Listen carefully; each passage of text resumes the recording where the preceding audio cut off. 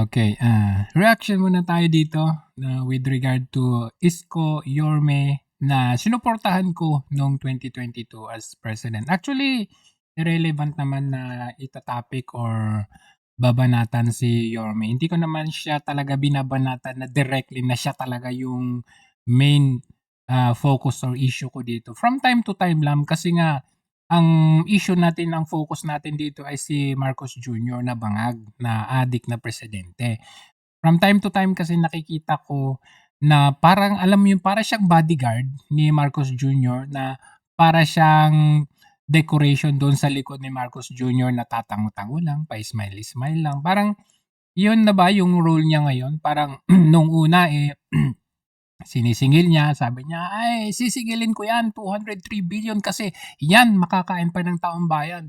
Tapos ngayon nasa likod lang ni Marcos Jr. parang bodyguard, close in, personal bodyguard na parang gano'n, tatango-tango, magsasalita si Marcos Jr. tapos siya nasa likod lang. So, kaya natin siya na isasama sa ating issue. So, ngayon naman yung mga ibang mga supporters ni Isko or vloggers ni Isko parang napipikon na, tinitira na tayo. Kumbaga parang personal pa nga yung attack nila, eh. Pero ako, I won't stoop to that, I won't go down, to that level na alam mo yun na magbabalikan kayo, tapos ano, ad hominems attack, yung mga ad hominems attack, yung may sasabihin pa na, "Oh, yung dalawa diyan sa Hong Kong, yung matanda saka yung ano, isang akla na akla-akla." That's ad hominem. You can answer directly kung ano yung issue kasi issue-based tayo pero 'pag ad hominem ang ginagawa mo, you don't know shit. You don't know things na like for example, hindi mo nga inaalam, hindi inaalam, ba't dinamay yung isang kasama natin dito, si Kai Spencer, eh, hindi naman siya bumabanat kay Isko, ako nga lang. So dun pala nakikita yung kabobohan mo ba, yung katangahan mo na ang tanga-tanga mo, hindi mo alam or hindi mo inaalam muna bago ka bumabanat, binabanatan mo yung dalawang vlogger sa Hong Kong daw, eh, isa lang naman ang bumabanat dun. So, dun pa lang kita na yung katangahan at kabobohan mo. Ngayon, with the personal attack, ad hominems, medyo dahan-dahan tayo diyan kasi although ako, hindi ako bababa sa gano'ng level kasi kung bababa ako sa level mo, eh, sasabihin ko, "Oh, sige tara suntukan tayo." Pero hindi ako that kind. Just because alam natin yung martial arts or, alam natin, alam mo yung lumaban na gano'n, eh, gano'n kasing discipline ng martial arts, eh. Hindi ka mag-aaral ng martial arts para ipagyabang mo. Or para ano yun, manghamon ka, hindi gano'n. Martial arts is a self-discipline. So, ako pa nga na merong alam sa martial arts, hindi ko ugali yung ganyan na parang alam mo yun, manghahamon ka. Kasi yung sabihan mo akong aakla-akla, nanghahamon na yan, eh, 'di ba? Kasi puwedeng sabihan nung other party na, "O tara suntukan tayo, bakla pala, eh, o 'di sige." Parang gano'n 'di ba? So ikaw na walang kaalam-alam, eh, ikaw pa yung manghahamon. But as I've said, hindi ako bababa sa level na ganyan. Kilala niyo ako, hindi ako ganyan. But anyway, going back to the issue 'no, kasi ang issue dito is yung ginagawa ni Marcos Jr. under the Marcos administration, hindi maganda talaga na titignan na from time to time nakikita ko na andiyan si Isko na parang siya yung palamuti ni Marcos Jr. ginagamit kumbaga. So yan yung mga from to time na bina-vlog ko. But it's not directly na parang, "Uy," kasi irrelevant nga sabi ko, what's the point, 'di ba? Nasa lokal naman 'yan, tayo nasa national. Yun nga lang, tayo po ay binalikan ng isang pikunin na iyakin na akala mo, nakilala lang na bilang ano, vlogger, sa ano yun, pagsasakay, yung parang yung mga langaw sa kalabaw, yan sumasakay sa mga sikat nakilala, iniwan niya yung mga tropa niya, iniwan niya sa ere, hindi niya sinama sa kanyang pag-angat, akala mo kung sino na ngayon kung manghamon, 'di ba? Pero nung araw, ekis yan, wala yan. So anyway, ayan, pati tuloy ako nadadamay, pupunta ako dun sa personal, eh. Panoorin muna natin 'tong, sinabi ko na ito, itong sagot ko, eh. Natin, Natatawa talaga ako sa itong mga Isko vloggers na akala mo naman pampanalo si Isko kay VP Sara. Hello. Kaya yan nanalo si Isko sa Maynila dahil itinaas ni VP Sara ang kanyang kamay noong 2025. Kasi nga, siyempre, si Lacuna himudpwet kay Marcos. So yun yung kagustuhan ng taong bayan na gustong mapalitan si Lacuna kasi himudpwet kay Marcos. Nung nanalo itong si Isko, himudpwet rin. So anong pinagkaiba niya kay Lacuna? Tapos galit na galit kayo na nasabi paano daw mananalo si Sara Duterte nyo dahil kakaano nyo kay Isko. Hello. 1.9 nga lang ang boto ni Isko sa buong Pilipinas. At ang boto nga ni Isko sa Maynila noong 2022 is 275,000. Tinalo pa ni Marcos 330 or 331,000. Sa Maynila nga hindi nyo na ipanalo si Isko kaya wag nga kayong plastic dyan na Manileño kami, binoto namin si Isko in 2022. Hindi nga ninyo na ipanalo si Isko sa Maynila. So yung 1.9 sa buong Pilipinas na yan, kasama yung mga DDS supporters dyan na ayaw kay Bongbong Marcos noong 2022. Kasama ako dyan Kaya huwag niyong sabihin na kasi ganito ba. Kasi ayaw namin yung himudpwet kay Marcos Jr. Kaya nga tayo nagsuportahan Ngayon kung magsasalita kayo parang magalit ka na parang ang laki ng ambag ni Isko kay VP or sa mga Duterte. Hello. Ayaya naman kayo. I mean, I'm not talking about the Isko supporters kasi alam ko naman maraming matatalino dyan at marunong mag-isip. Pero yung mga Isko vloggers na nagsasabi na nagdedepensa pa rin kay Isko na ganito. Tingnan nyo naman Huwag nyong sabihin na huwag nyong sabihin na kayo ay sumusuporta sa mga Duterte kung yung nagpakulong or nagpakidnap sa isang matandang Duterte ay nakikisalo sa pagkainan yung si Isko o yung boss ninyo or idol ninyo, di ba? So ibang usapan na yun. Okay, so ano pa? Tingnan natin meron pa akong isang nito ito. Ayan, budol, sabi ko dito. Alam nyo kung bakit marami na kaming mga DDS supporters na sumuporta kay Isko noong 2022 na ayaw na sa kanya dahil sobrang linaw na kami ay nabudol niya. In a way na akala namin kapag manalo matalo sisingilin pa rin niya yung estate tax o sisingilin niya si Marcos sa makatuwid, in short, pero okay pa rin naman, sumuporta pa rin naman kay Isko kahit nung siya ay natalo kasi sabi niya suportahan kung sino ang manalo or nanalo na presidente. Kaya lamang during that time parang iniwan niya kami sa ere. Kumbaga sabi niya, ang sino mang hindi susuporta sa bagong gobyerno ay para na ring NPA o rebelde. Sabi niya gano'n. So parang gano'n na lang. Porque ikaw ay okay na kasi tapos na yung election. Paano naman kami, di ba? Kasi yun yung gusto namin. Isama mo na dyan yung yung campaign donations, di ba? Although, tama naman yung ginawa ni Yorme kasi nagbayad siya ng tax. Pero, yung sobra doon sa campaign funds, saan niya dinala? Ayun ang tanong.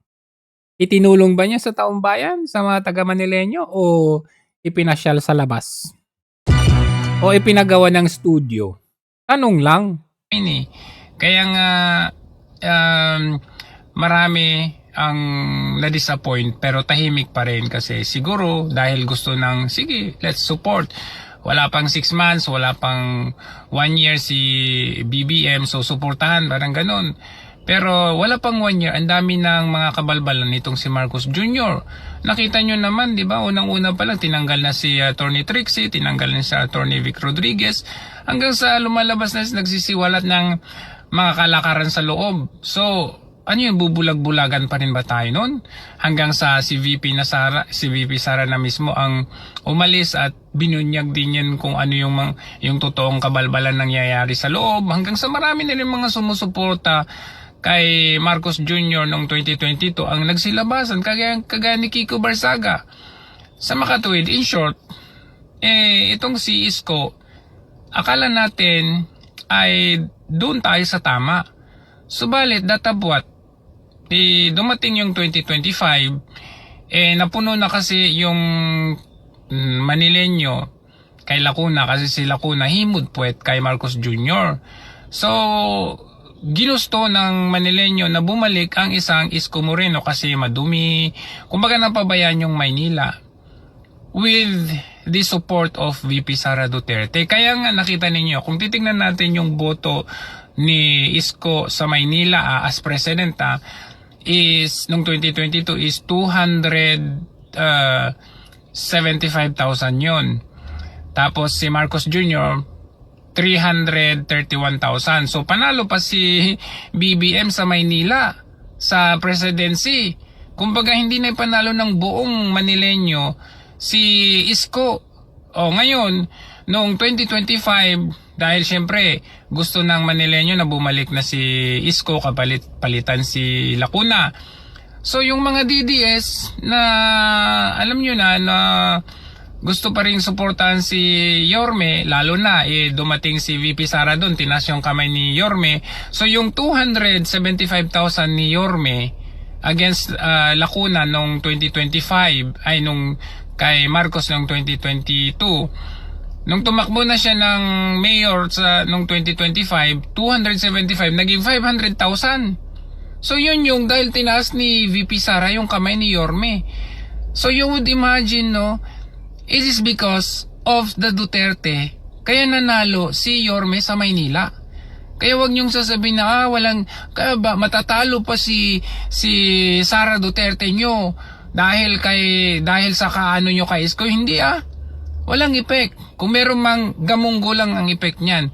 Ngayon ang punto ko kasi dito, itong si Yorme budol. Kasi itinaas ni VP Sara ang kanyang kamay. Tapos nakikikain siya sa pagkainan dito kay Marcos Jr. na pinakidnap naman yung tatay ni VP Sara. Saan kayo nakakita ng ganun? Tapos susuportahan pa rin namin? Huwag niya irarason na, dahil kailangan ng budget, kailangan makisama sa gobyerno. Hindi bakit yung Davao City? Hindi naman nakikisama sa gobyerno. Pero nakita nyo naman progresibo. Compare nyo yung Davao City sa Manila ngayon.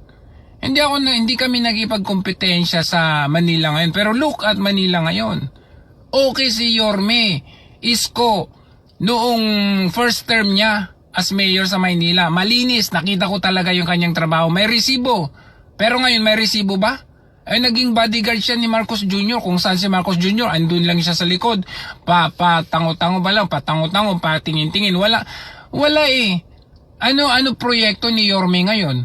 Sige nga, in short, budol. Sabi niya singilin si Marcos Jr. Pero ngayon himudpuet kay Marcos Jr. So ano gusto niyo, susuportahan pa rin namin? So don't tell me na DDS ka, Duterte supporter ka kung yung si Isko Moreno idol mo pa rin samantalang himudpuet siya doon sa taong nagpakidnap kay Duterte. Okay. So yan po, ito yung pangatlo na vlog ko sa other page, no. Ayan. Ayan, ito yung pangatlo, sabi ko dito. Pero ang sabi ni Isko, sisingilin daw niya yung 203 billion na estate tax ni Marcos Jr.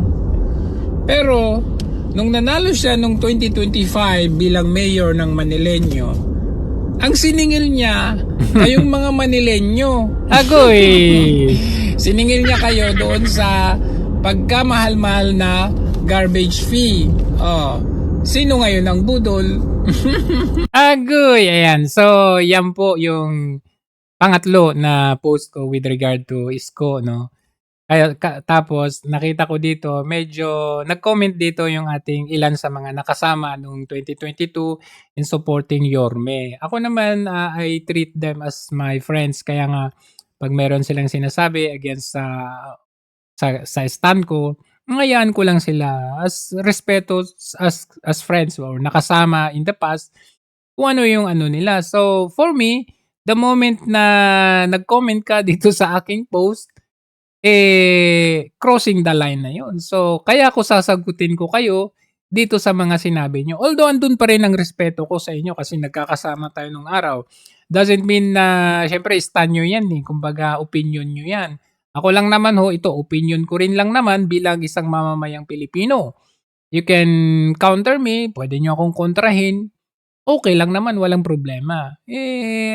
As long as andun pa rin yung respeto, kumbaga Yung ilan kasi sa inyo, kung magsasalita, akala nyo naman yung ano yun? Isasama pa yung pagmumura. Akala nyo man nakakapanakit yung pagmumura na yun. No? Akala nyo nakakatusok yan. Hindi. Mas lalo lang kayong, habang pinapanood ko yung mura-mura ng ganyan, natatawa talaga ako kasi ganun hanggang dito ka. Kung ibig sabihin, hindi ako bababa dito sa level na ganito na makapagmura lang akala nyo nakakapanakit na sila.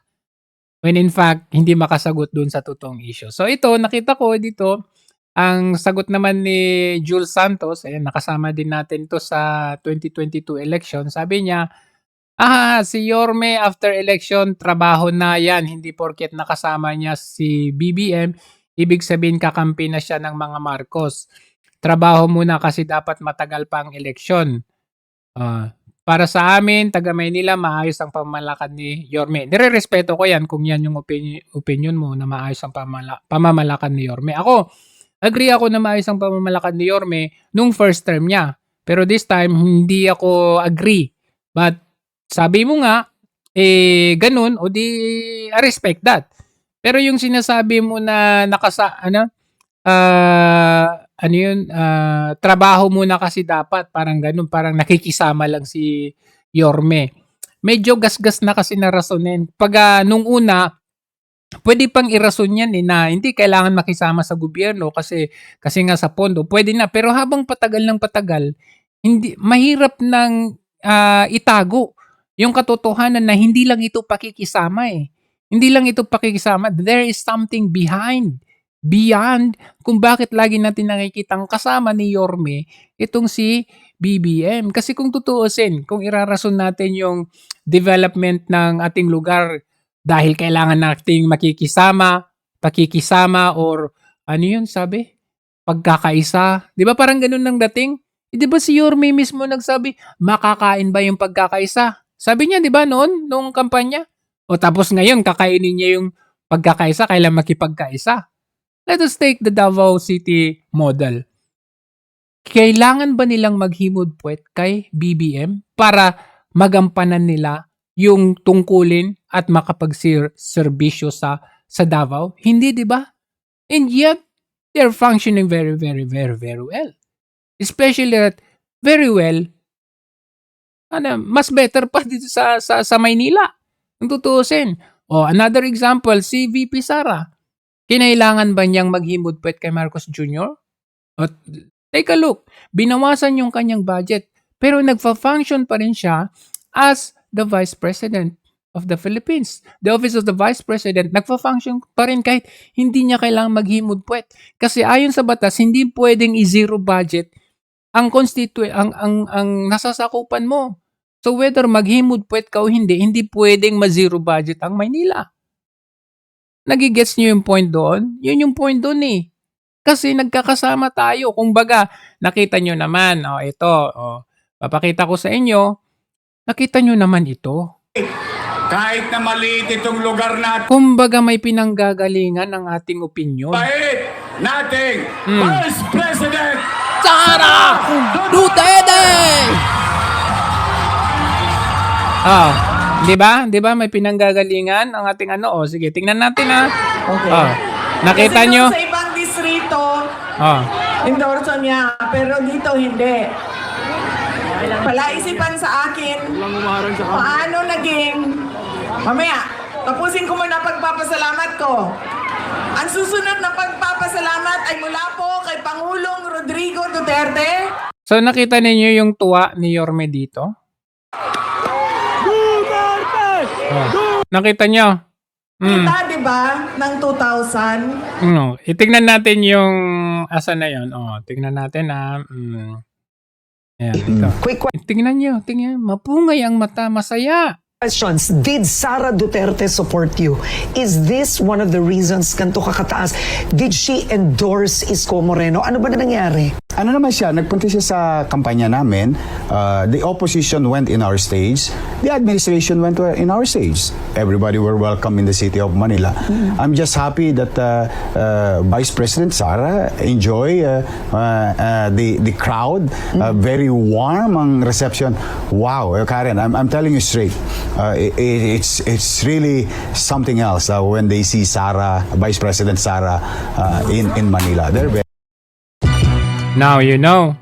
Hindi pa yan. Tignan ninyo. Tuwang-tuwang nga si Yorme dito nung binanatan si Chua eh. Yung congressman niyo, si Joel Chua ba yun?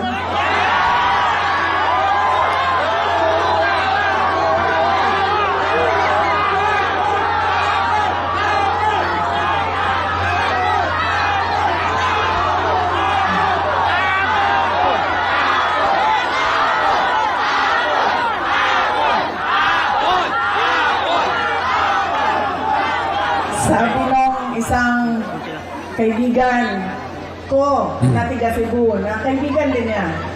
Sabi niya, pare, bakit mo naman ginaganyan si Sara? Wala naman niyang ginawa sa iyo. Sinisira mo ang pangalan. Oh, tumango si Yorme dyan. Kita nyo ba?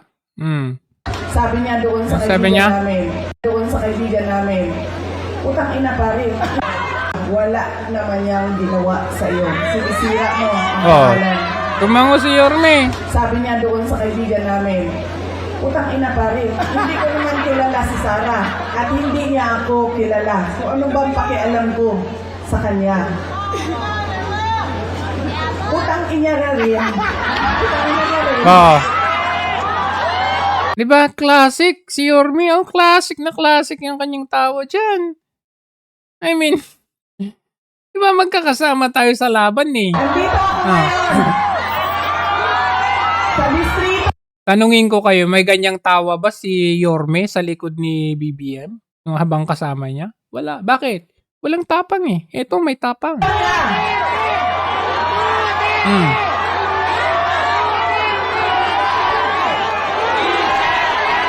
Oh, ano yung point? Sa ibang balita, Ano yung point? Kasi, di ba, ito yung nakita natin kay Yorme. Oh, ito ay laban para sa bayan. Bakit?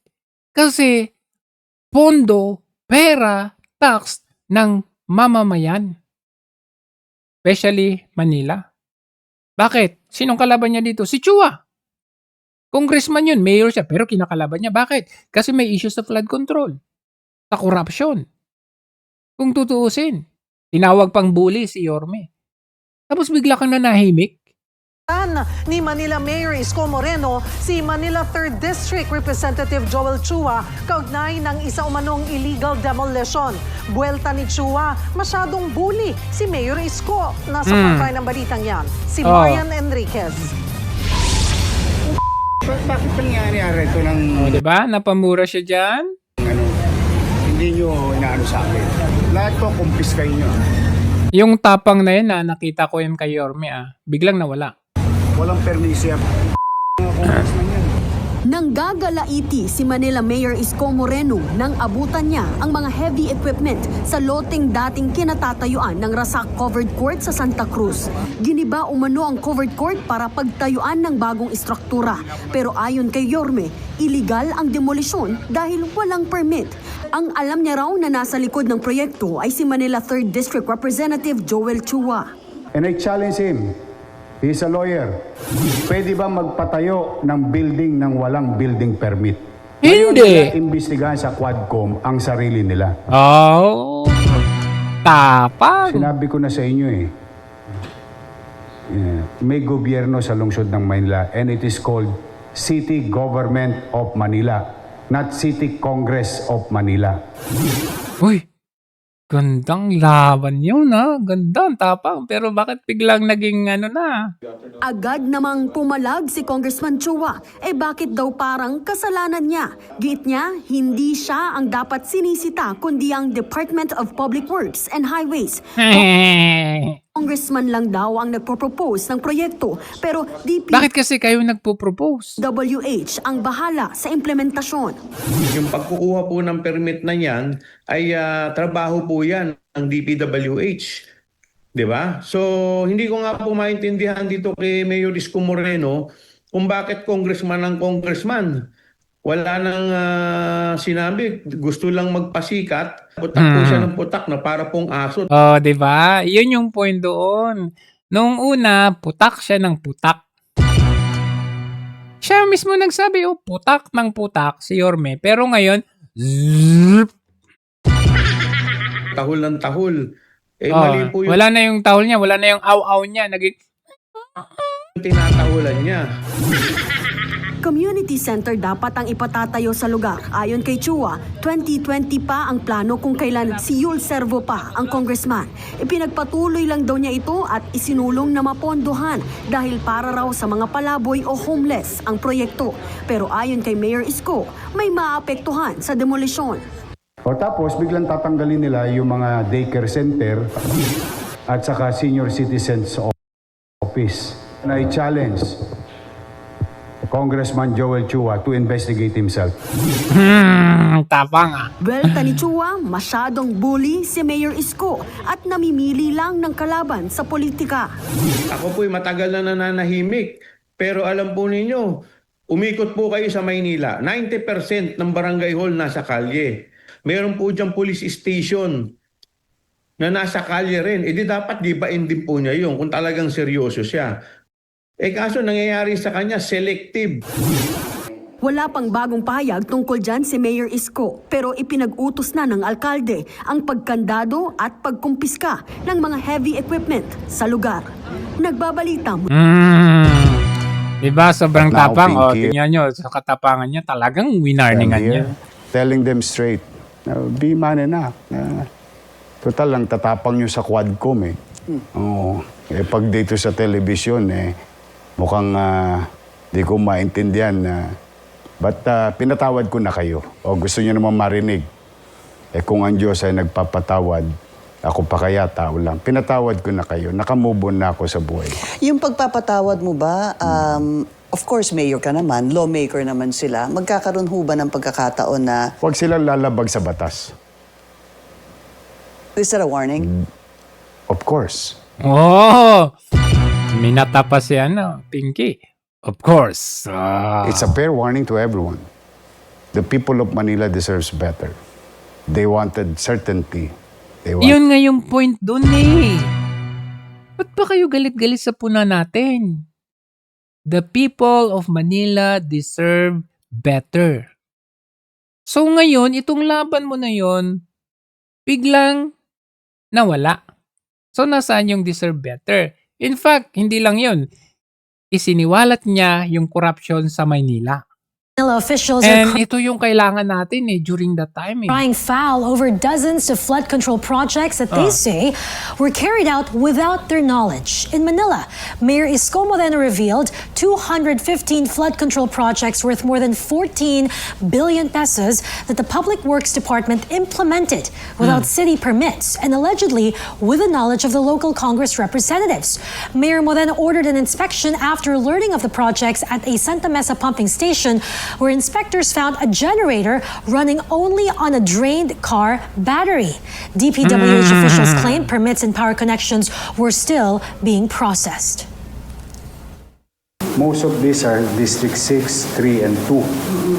At ngayon, hinihimay-himay pa namin kung nasaan yung pinakamalaking flood control. Under Section 26 and Section 27 of the local government, kailangan nilang ipagpaalam sa punong lungsod ito mga proyektong ito. Eh bakit hindi ipinaalam sa amin? May tinatago ba sila? Elsewhere, Las Piñas Representative Mark Anthony Santos revealed 42 projects of the Public Works Department in his district also had no permits. Some projects even blocked waterways and made flooding worse. Lawmakers are now calling for the removal of erring district engineers and stricter coordination between DPWH and LGUs. Senator Raffy Tulfo urging So may pinanggagalingan yung puna natin. Hindi lang po tayo basta namumuna. In fact, ito may sinabi pa nga siya, maiihi sila. Yan, isko, ayan, may babala sa mga palpak na kontratista sa Maynila. May update lang doon sa landfill sa pagkukunan ng mga basura. Ay, Kasi sabi thank mo you sa for material asking. LGU, hindi daw sila na-coordinate or hindi daw po nila alam ito. I no, that's not true with Chairman Artes. No. I really doubt it. Okay. So ano napansin nyo dito? Napansin nyo dito, siya yung bida rito eh. Siya yung nagsasalita. Siya yung lumalaban. Pero anong napansin ninyo ngayon? Siya na yung nasa likod, si Marcos Jr. na yung nasa harap. Siya na yung bodyguard. Siya yung close in. So, yun yung naman ng puna natin. From time to time kasi nakikita natin itong si Yorme, nakasakasama niya yung taong nagpa-kidnap kay Tatay Digong. So, ituloy natin. Sabi ni Linlin, I'm Iskonian since konsihal pa lang si Isko. Botante ako ng Maynila. I support Isko dahil may sarili akong opinion. I respect that. Yun lang. No problem. Diba? No problem with that. Sabi dito ni... Asan na ba yung isang mga kaibigan? Ito. Sabi ni... Ayan, si kapatid Adalida. I disagree with you, iho. Sabi niya. So, I mean, doon pa rin yung respeto.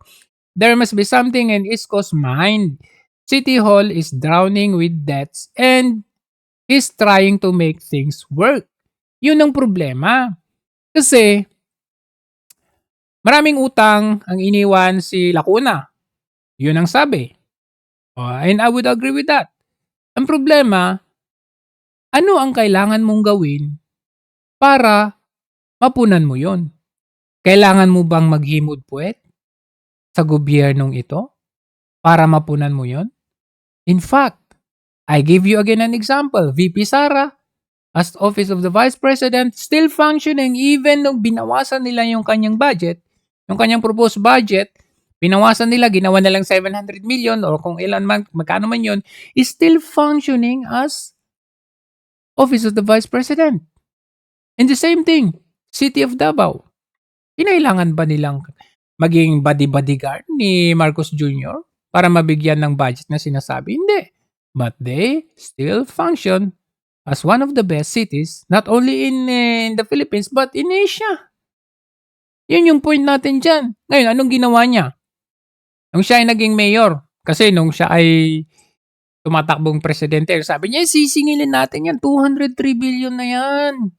Kasi, makakain pa ng taong bayan yan. Yung pagkakaisa, makakain ba yan? Hindi, nga. Sabi pa niya, di ba? Nung nanalo siyang mayor, sabi niya, hindi, mayor yan. Kaya nga, ang point doon is, kung talaga ka gusto mong pataasin ang antas ng pamumuhay ng mga Manileño, bakit ka pumayag na itaas ng 1,000% ang garbage fee? Makakatulong. Yun bang naisip mong pamamaraan makatulong sa utang na naiwan ng previous administration? Pahirapan yung mamamayan ng Manileño? I mean, isipin nyo lang wala bang ibang pamamaraan para mapunan yung utang na yun at mabigyan ng magandang kabuhayan ang mamamayan? Pahirap yan Mas pahirap yan kung tutuusin. Come to think of it, the more na nahihirapan ang taga Manila sa garbage fee na 1,000% ang itinaas. Wala na bang iba?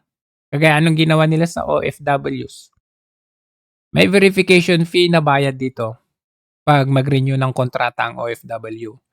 $80 ang dating bayad. Ngayon, tinaasan nila. Multiply times 3 ang itinaas. So, from 80, naging 320 HKD. Para gawing peso mo yun, multiply by 7.3. Ganun, or 7.6 na nga ngayon kasi tumaas na yung palitan ng dolyar. So, biruin ninyo yun. Sisingilin nyo or kukunin ninyo, pahihirapan ninyo ang taong bayan, mga OFWs, para lang may budget. Wala na bang ibang paraan? Yun ang point doon eh. So, ang sinasabi na drowning ang City Hall, I don't think na this would help the people of Manila by raising. Sabi nila, hindi, in-explain na yan eh. In-explain na yan. So, tanggapin nyo na lang na na-explain na yung about dyan sa garbage fee na yan. Tatanggapin nyo na lang yun? O yung mga tumanggap ng explanation yan kayo ba ay nasa Manila or hindi ba ninyo danas yung hirap at taas ng bayarin sa garbage fee? O sasabihin, hindi yung mga business owners ang kahit na. You're just kung sabihin na natin kung mga business owners ang sinisingil. You are driving the business owners away from Manila. Lilipat sila sa ibang cities kasi pagkamahal-mahal ng garbage fee. So kung ako investor, hindi ako mag-invest sa Manila kasi nalaman ko na mataas yung garbage fee. So paano magkaroon ng magandang mga direct investors sa Manila kung ganun? Diba? I mean, we have to look at the other angle of these things. Ano pa? Sana ba yung mga iba? So yun lang naman. Ayan. Ay, meron nagsabi, ayan, ito, ituloy ko pala yung ito, sabi. Para sa, ito. Hanggang ngayon kasama pa rin ni Yorme si Consi Moca. O di ba DDS yan? O ito pa.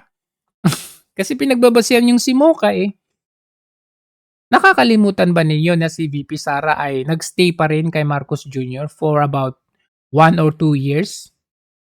Kahit na alam niya na may nakikita siyang kabalbalang ginagawa ni Marcos Jr. Isa doon is yung hindi niya pagbigay ng relo doon sa isang kadete na humingi ng kanyang relo. O di ba asar na asar si VP noon? O asar na asar din si VP kasi nung kampanya, nangako siya kay Marcos Jr. na sabi ni VP, gusto ko kasi umuwi ng Davao from time to time. Pwede bang mahiram yung transportation, helicopter o kasi dalawin ko yung mga anak ko. Nag-oo. Pero anong yung ginawa? Hindi tumupad. Ano pang sabi? Gusto ko yung DND. Nung nanalo, hindi niya tinupad. So, umalis ba agad si VP? Hindi. Andun pa rin siya. Ginawa, in fact, kahit ibinigay sa kanya yung portfolio ng Department of Education, tinanggap pa rin niya, tagtrabaho siya for that. So, just because nandyan si Moca kay Yorme ngayon, ginagawa niyong basihan na hindi nandyan siya, di ba DDS siya? Di ba? Think of it. Come to think of it. Hindi natin pwedeng basihan yan na porque nandyan si Moca, di ba DDS siya? So, dapat umayon din kayo. Hindi ako ayon. Bakit? Yung sinasamahan niya sa plato, sa hapagkainan, pinakidnap si, makatao ba yun? Anong edad na nung si PRRD? 82 years old na? Makatao ba yung gawin na ganon? Paano pag si PRRD, pinakulong yung nanay niyang si Imelda Marcos na pagkatanda-tanda? 7 counts of graft and corruption. 42 to 72 years na pagkakulong sana dapat. Pero hindi niya pinakulong.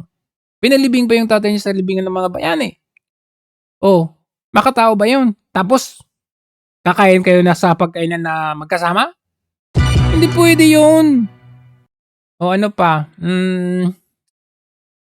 Kung may nakita siya na mali na ginagawa ni Yorme, dapat matagal na siyang umalis. Yeah, yun. Nasagot ko na yan. Yan yung kay BP. Opinion mo yan, Jojo. Wala kami magagawa. Yes, tama. Opinion ko to. And your opinion, I respect your opinion.